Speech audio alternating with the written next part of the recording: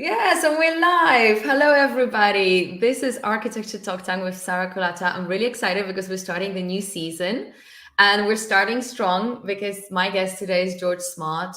And I'm super excited to be bringing this person to you guys because George has an incredible podcast called US Modernist Radio. And his story is just fascinating. And I really love what he's doing.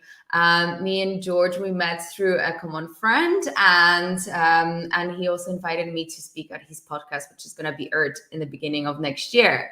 So I'm very excited for this conversation. We're going to talk about how George is doing all these interesting things to preserve modernist architecture and about his journey through that and into that career. So, George, thank you so much for joining me today at Architecture Talk Tank. Oh, thank you. This is fun. I'm glad to be here. It's awesome. So tell me a little bit about how all of this started for you. Why did you decide that modernist architecture is important and that you wanted to dedicate yourself to it?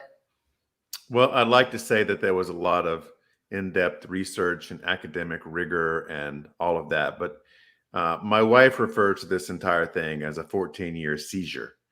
It just sort of came over me one dark and stormy night in January of 2007. I was looking up modernist houses in Raleigh, kind of for fun, because I was thinking about building a new house. And in the course of doing that research, I found these houses that looked kind of familiar. And then I figured out a few hours later that my dad, who had been an architect, had taken me to a lot of these houses when I was very young, like 6 years old. So I was having modernist flashbacks to these houses, and I jotted them down, and I hadn't seen them as an adult. So I got in the car and started driving around to see the houses. And one of the ones that I went to see right away, sadly, the best one, I think, in North Carolina had been destroyed.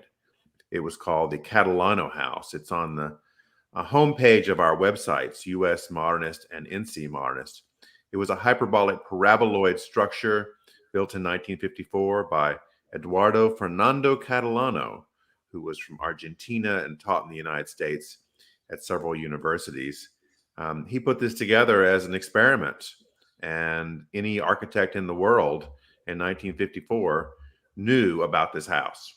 But sadly, over the course of the next 57 years or so, it got destroyed, and sadly is no more.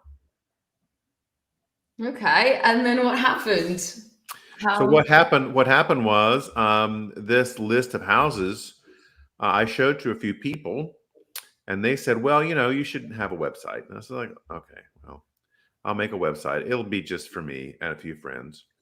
And all of a sudden, people liked it, and they sent in more houses. When that got up to about 50 houses, people wanted to have a tour. So we did a tour in 2008, and about 200 people showed up. Wow. So we did more tours, and I think we're on the 130th, 135th tour now. We've taken people all over Europe, all over the United States. We're taking a group to Dubai for the World's Fair Expo in 2022. And then we have annual trips. We take people to Falling Water and Kentuck Knob by Frank Lloyd Wright. We go every year. We also go to Modernism Week in Palm Springs, which is a heck of a lot of fun, in February of every year. And then in alternate years, we will take people to places like New Canaan or Sarasota or Los Angeles or New York. Amazing. So basically, from originally what it was, a list of houses that you went to visit, it originated to be a website that then I'm guessing a community has grown around. A huge And community, yes. We're and now these the largest website in the world for amazing. mid-century modern houses. We've found 5,500 houses in our state and about 12,000 more iconic houses around the United States, meaning those houses built by famous architects. Amazing. And then you started to organize the tours. Then we started to organize the tours because we became a nonprofit in 2009, and tours have become our main revenue source. although we are getting more and more corporate sponsors that want to associate themselves with the archive. Mm-hmm. And how is your community finding the tours? Tell us a little bit how the experience is. Well, we learned early on that the general public, first and foremost, wants to have fun. Yeah. An architect going on a tour wants lots of information, lots of detail. But the average person going just wants a modest amount of detail and then some fun dinners and some fun drinks and some other places that might be enjoyable or to do something unusual, like to go on a tram up a mountain to see a great modernist structure. So our tours are optimized for fun. And we've attracted thousands of people to come to them over the years. And it helps support the organization's documentation research. And about that, I wanted to ask you, I know that you have a huge archive. Tell us a little bit more about that research and as well as the archive. Sure. Well, our archive is divided into three sections. So the first section is called the Masters Gallery, which is a list of all the famous U.S. architects. Frank Lloyd Wright, for instance, Richard Meyer.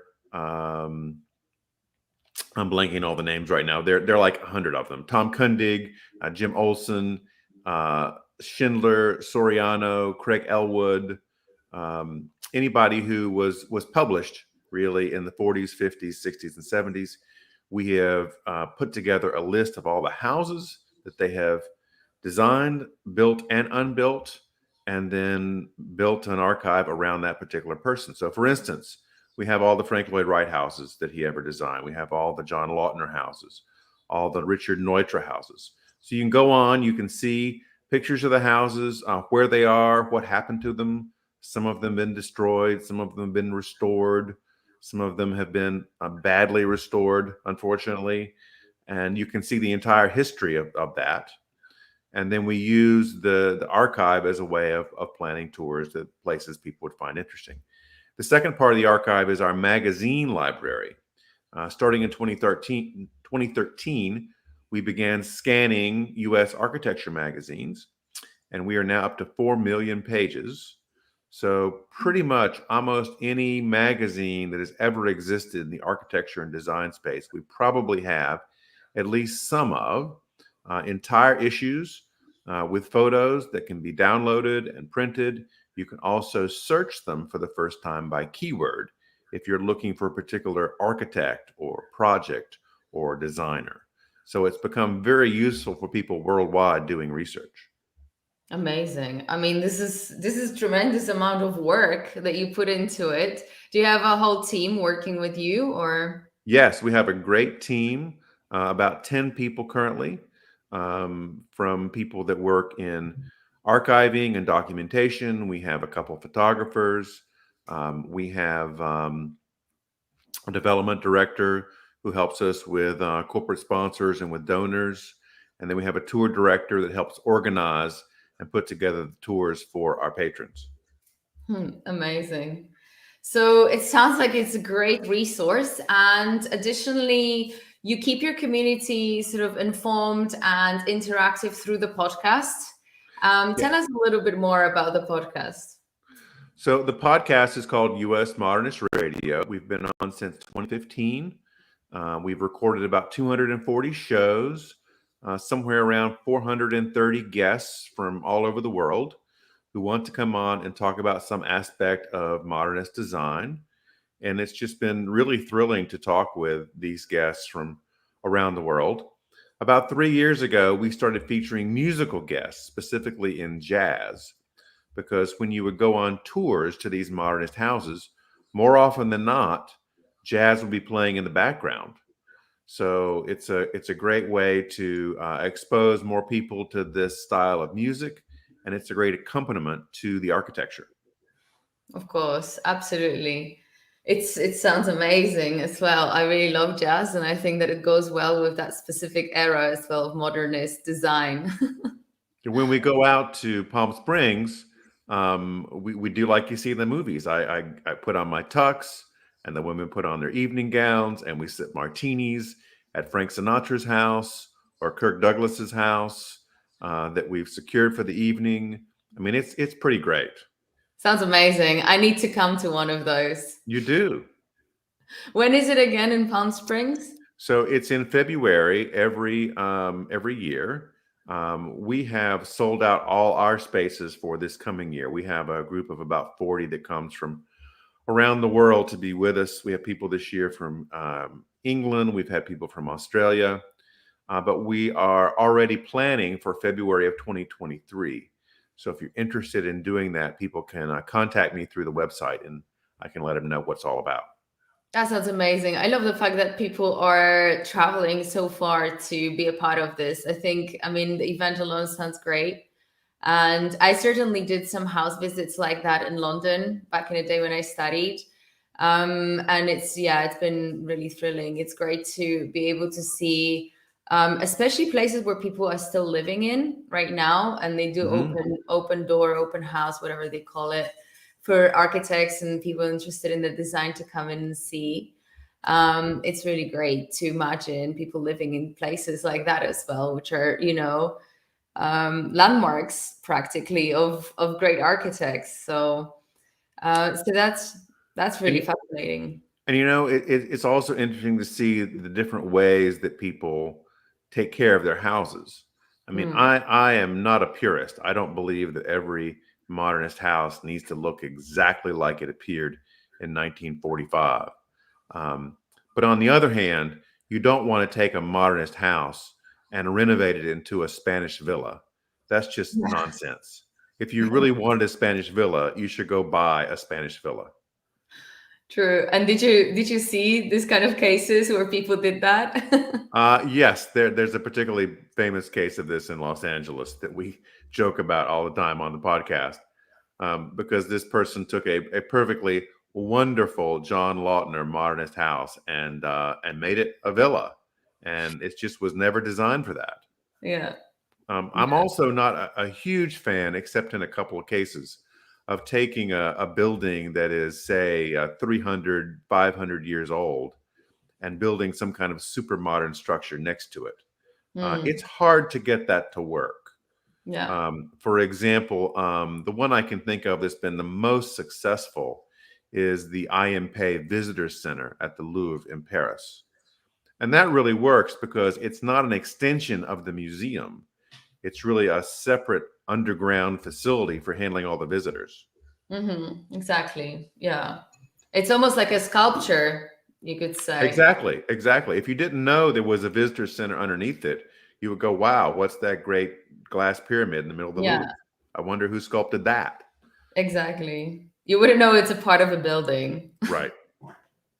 Absolutely. No, it's really interesting. And so tell me a little bit more about how the community interacts. Do you guys have like a Facebook group or a mailing list or something like that? So yes, we have a newsletter that comes out every Monday. People can access that at usmodernist.org and just click on get the newsletter. This informs people about items in the news, about different buildings and houses. All our events get publicized there so people can get tickets for that.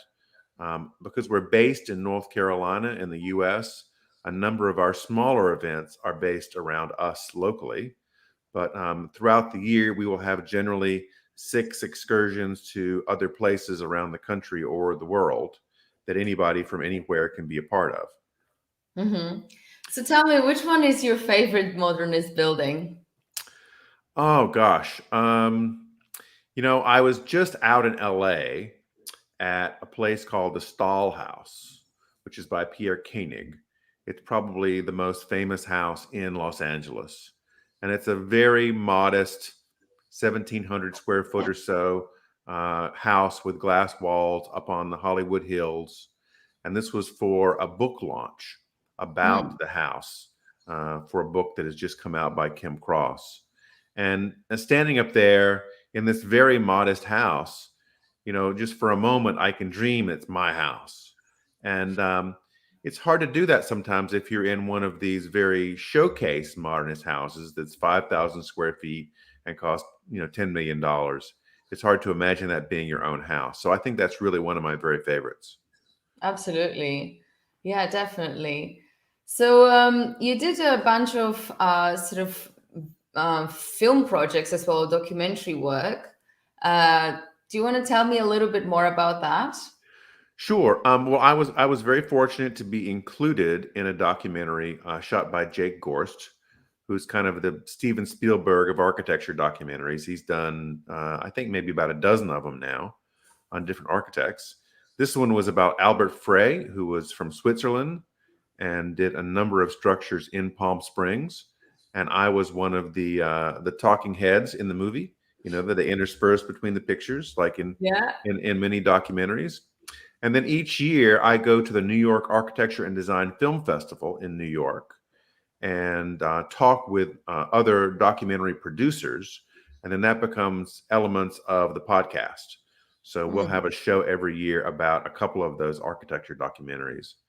And generally, there are quite a few, anywhere between like a dozen and 20 new ones come out each year, exclusively on architecture, and a lot more come out on design in general or other Mhm. types of design.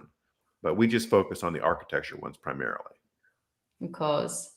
Yeah, super interesting. And I'm guessing that all of those things obviously give you a lot of inspiration for your guests for the podcast. But one would think, I mean, obviously, modernist design is a big topic, but because most of the designers are already no longer with us, how do you find your guests, and what sort of parameters or what inspires you to invite them? Is these people that that are interested in modernists, live in these houses? How do you go about kind of creating so much content on that topic today? Well, we have a series called Children of Genius, where we invite the children of these famous architects, sometimes the grandchildren, to come on board and talk about typically their father or grandfather and their life growing up as the child of an architect, which is very interesting. A lot of amazing stories from those interviews. We also will talk with owners of modernist houses. We'll often talk with the architects of renovations and explore the decisions they have to make when they're taking on one of these structures that may or may not be in very good condition, when they try to bring it back to the current day or modernize it in some way. I mean, it's a real struggle. The owners have to decide: do I take it back to its complete origins with the Mhm. exact same fixtures and the exact same appliances, or do I try to keep the spirit of the house throughout most of it and just update, say, the bathrooms and the kitchen, which are the areas that, technology has moved on quite a bit since 70 years ago. So Of course. those also make for interesting stories.